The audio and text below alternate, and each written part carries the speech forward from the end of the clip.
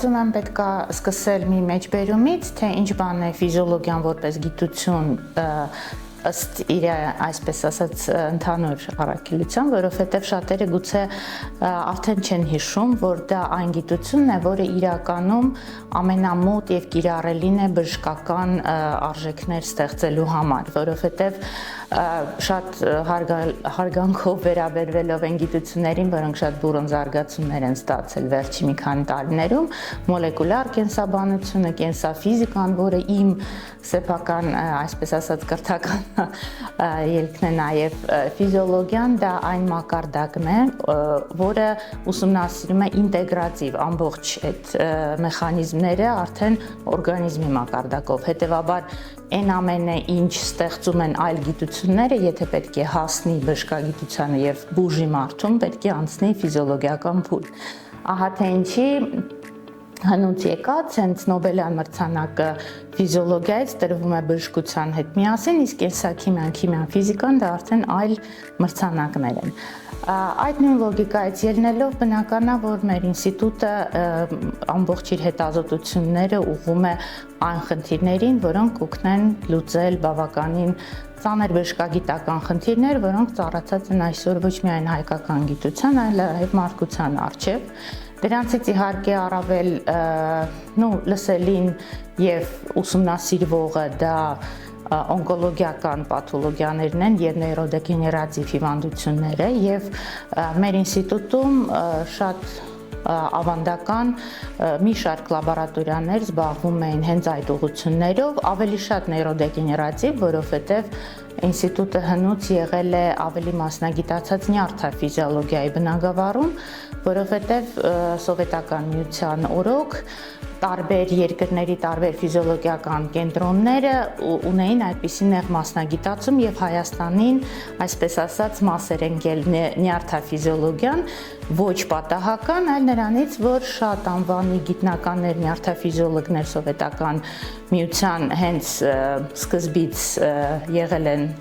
հայ գիտնականներ եւ այդ թվում նաեւ Լեոն Օրբելին, որը փայլուն նեյրոֆիզիոլոգ է եղել, Իվան Պավլովի առաջի եւ առավել այսպես անվանի աշակերտը, Լեոն Օրբելին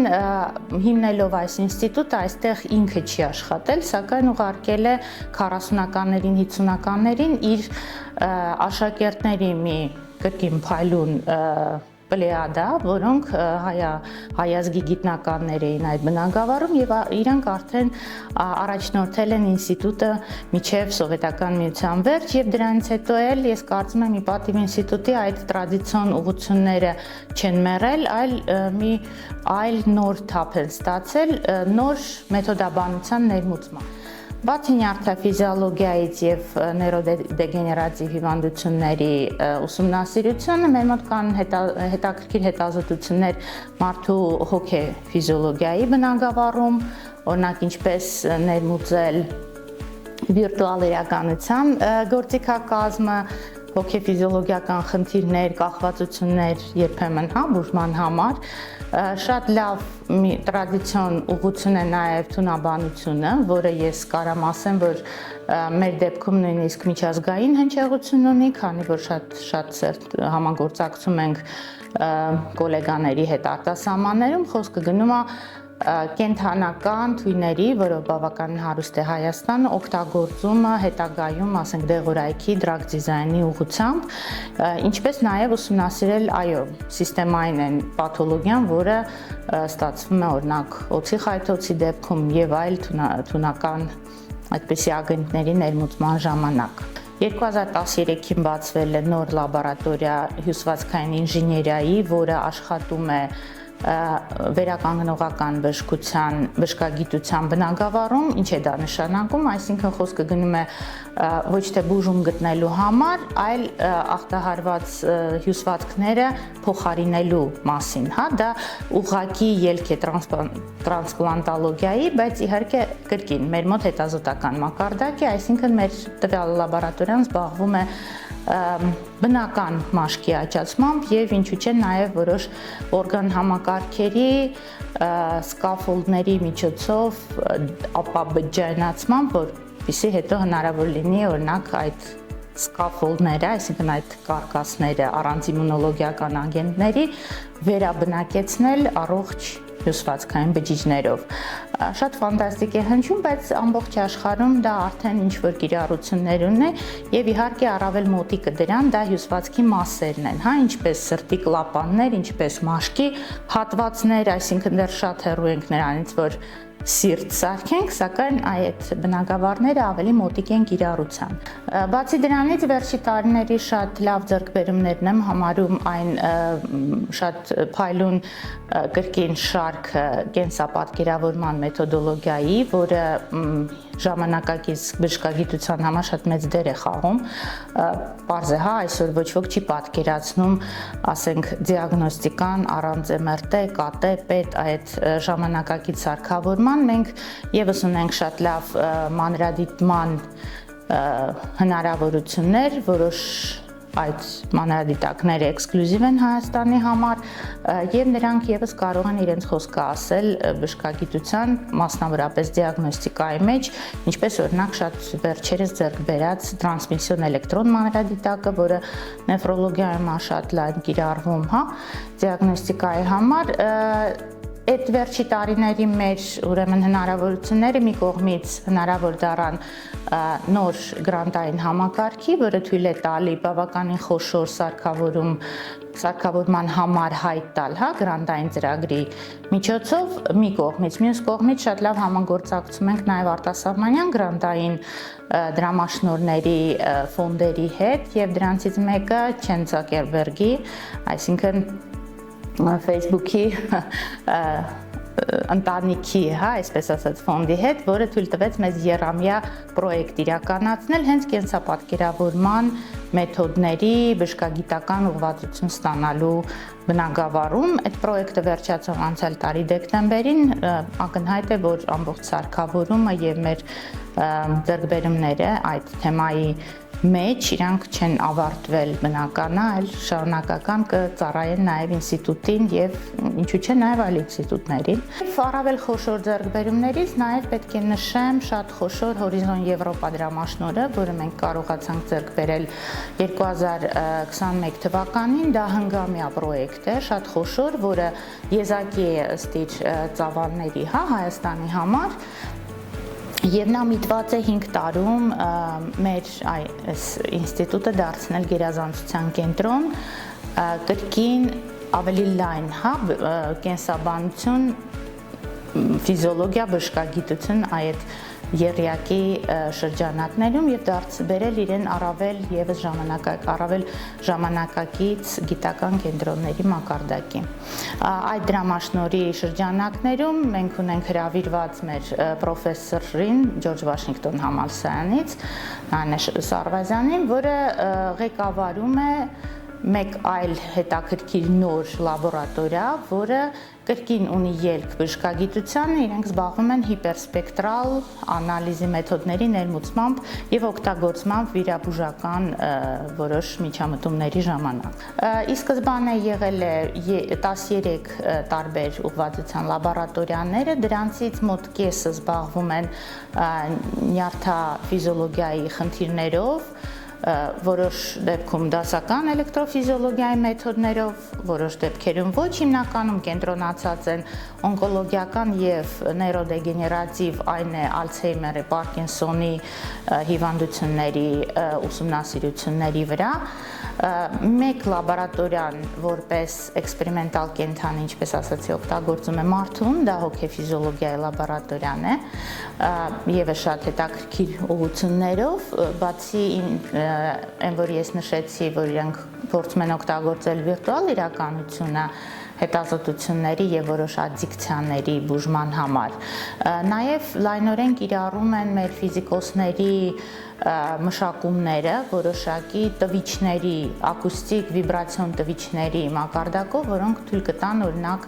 անգիտակից մարդու արյան շրջանառությունը շատ նուրբ գրանցել, օրինակ հասկանալ կոմայի մեջ, հա, մարդու հետ ինչ է կատարվում, շատ լայն բնագավառ է բացում նաև մեր այդ համագործակցությունը։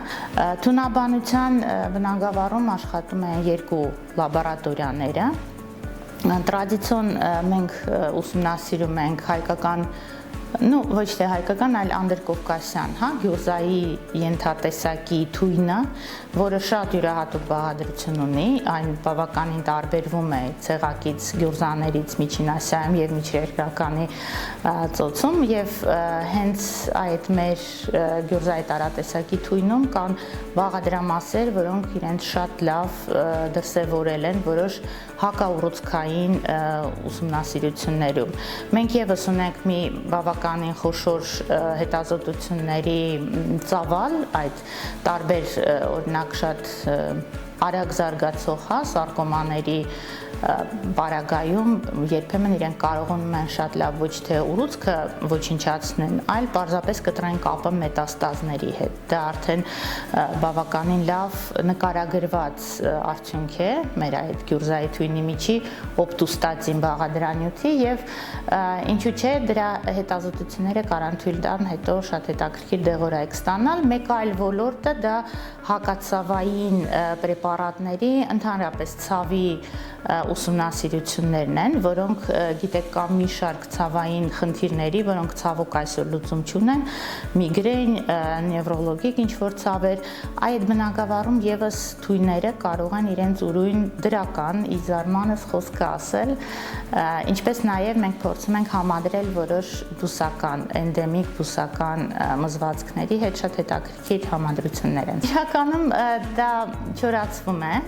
գյուզայի թույնը, քանի որ ինքը շատ սպիտակուցներով շատ հարուստ հեղուկ է եւ եթե նա մնում է հեղուկ տեսքով իհարկե շատ արագ ավտոլիզա գնում, հա, այսինքն իրանք իրենց լիզիսի են ուտում են իրենց բաղադրամասերը, սակայն շատ լավ չորացնելու դեպքում, ինչը ստանդարտ տեխնոլոգիա արդեն 100-ամյակից ավել, թույները կարողանում են պահել իրենց շատ այդ հետաքրքիր հատկությունները տարիներով, այսինքն լավ չորացնելը կամ լիոֆիլիզացիան կամ վակուումային չորացումը բերում է նրան, որ որպես էքսպերիմենտալ մատերիալ շատ երկար դա կարելի է օգտագործել, բացի նրանից, որ մենք օգտագործում ենք թույնը որպես նախատիպ ինչ-որ հետազոտություններ դեղորայք ստանալու համար, դա նաև մեր համար շատ կարևոր է, որովհետև մենք մշակում ենք հակաթույնի տարբերակներ արտադրության Հայաստանում, ցավոք մենք այդպիսի արտադրություն չունենք, ստիպված ենք ներկրել Միջին Ասիայից, իսկ այնտեղ ինչպես ես ասացի, օծի տարատեսակը այլ է, թույնի բաղադրությունը այլ է, հետևաբար իրենց հակաթույնը մի կողմից ոչ շատ որակյալ է, մյուս կողմից քիչ էֆեկտիվ է, հա, մեր գյուզայի խայթոցի դեպքում, իսկ քանի որ հակաթույնը ստանում են թույնով խոշոր կենթանու իմունիզացիայի միջոցով, այսինքն բարձրացող դոզաների ներարկումներով, ապա թույնը նաև օգտագործվում է այդտեղ, այսինքն ներարկվում է կենթանուն, ինչ որ մի շրջան, հա, աստիճանաբար բարձրացվող դոզաներով, որից հետո այդ թույնի արդեն արյան սիճուկը դառնում է խտացված ձևով, հենց այն հակաթույնը, որը եւ կիրառվում է որպես դեղորայք խայթոցների ժամանակ։ Դա հետաքրքիր նոր բնագավառ է, շատ ակտուալ, որովհետեւ ընդամենը 2019 թվականին է առողջապահության համաշխարհային կազմակերպությունը ընդունել, որ օծի խայթոցները դա ժխտվող, անտեսված ավելի ճիշտ տրոպիկական հիվանդություն է, քանի որ սիստեմային, հա, ընդհանուր պաթոլոգիա են ստեղծում եւ դա շատ ծանր խնդիր է, օրինակ Հնդկաստանում, Հարավային Ամերիկայում, Աֆրիկայում, այսինքն այդ բնագավառը զարգացնելով կարելի է շատ ուրույն խոսք ասել ամբողջ աշխարհի գիտության համար։ Խնդիրն այն է, որ մեր մոտ այդ կապը, հա, գիտությունից անցում դեպի կլինիկա, մենք ունենք մի հատ մեծ այդտեղ խնդիր, որը ցավոք արագ չի արվում, ցավոք շատ հաճախ հանգում է որոշ իրավական խոչընդոտներին, որովհետև իրավական դաշտը շատ լավ մշակված չէ, հա, ամբողջ աշխարհում մի շարք խնդիրներ, որոնք հեշտացնում են մի կողմից կոմերցիալիզացիան, ասենք ֆարմացևտիկայի, հա, մեջ այն պրոդուկտների, որը դու կարաս որպես դեղորայք առաջարկես, մյուս կողմից նաև ինքը դրվածքը, որ մասնավոր սեկտորը չի ուզում դեռևս մասնակցել, հա, այդպիսի բարդ խնդիրներում, որոնց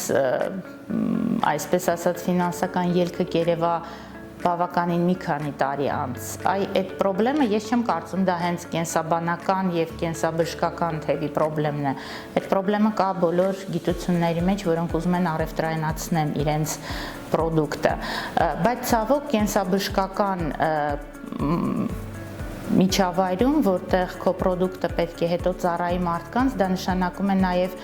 շատ ավելի բարդացված ընթացք, որը հասկանալի է, հա, որովհետև դա պետք է առաջի հերթին չլինի վնասակար, հետո արդեն նոր պետք է ապացուցվի նրա օգտակարությունը։ Հետևաբար մենք ունենք խնդիրներ, որոնք պետք է լուծվեն արդեն ավելի շատ պետության մակարդակով, հա, օրինակ չկան նախակլինիկական հետազոտությունների կենտրոն, որը թույլ կտար ցանկացած մշակում դեղորայքային կամ կենսատեխնոլոգիական փորձարկել այն մակարդակով, որպեսզի հետո ունենալ ոչ թե ջեներիկ product, այլ նորարարական product այդ բնագավառում։ Ջեներիկները դա նրանք են, գիտեք, որ արդեն մշակված են, իրենց կիրառումը այստեղ, եթե դու պահում ես տեխնոլոգիան, դժվար չի, բայց եթե դու նոր բառ ես ուզում ասես, ապա պետք է անցնել այդ բոլոր փուլերը, որոնցից առաջինը դա հենց նախակլինիկական հետազոտություններն են։ Այսօր մեր գիտնականը, եթե ուզում է, որ իր product-ը դառնա դեղորայք բուժում, այդ փուլը ստիպված է անել մեկ այլ տեղ, դա բնական է արդեն ֆինանսապես շատ ավելի մեծ, հա, բեռ է, որը շատ հաճախ գիտնականի համար հնարավոր չէ տանել։ Կադրերի երիտասարդացման խնդիրը մի պահ բավականին սուր էր կանգնած ինստիտուտի առջև, բայց վերջին տարիներին մեր համագործակցությունը տարբեր ուղղվածության բուհերի հետ թույլ է տալիս բավականին լավ երիտասարդներ ներգրավել։ Խնդիրը այն է, որ ցավոք այսօր բուհը դեռևս չի տալի այնպիսի պատրաստի մասնագետ, որը մենք կարողանանք մի անգամից, հա, բուհից հետո վերցնել եւ ներկայացնել իրեն որպես գիտնական։ Մենք գերադասում ենք աշխատել ուսանողների հետ երկրորդ, երրորդ կուրսից, որոնց ներգրավում ենք տարբեր գիտական թեմաներում, լինի դա դրամաշնորհային թե ոչ, որպեսզի իրանք հետո աճելով, ավարտելուց արդեն շատ հեռու չլինեն մեր բնագավառից եւ նաեւ գիտական, հա, հետազոտական, այսպես ասած, յուրահատկություններից աշխատանքի, որովհետև ցավոք այնուամենայնիվ ինչքան էլ բուհերը այսօր ավելի առաջադեմ են, սակայն այդ խնդիրը չեն լուծում։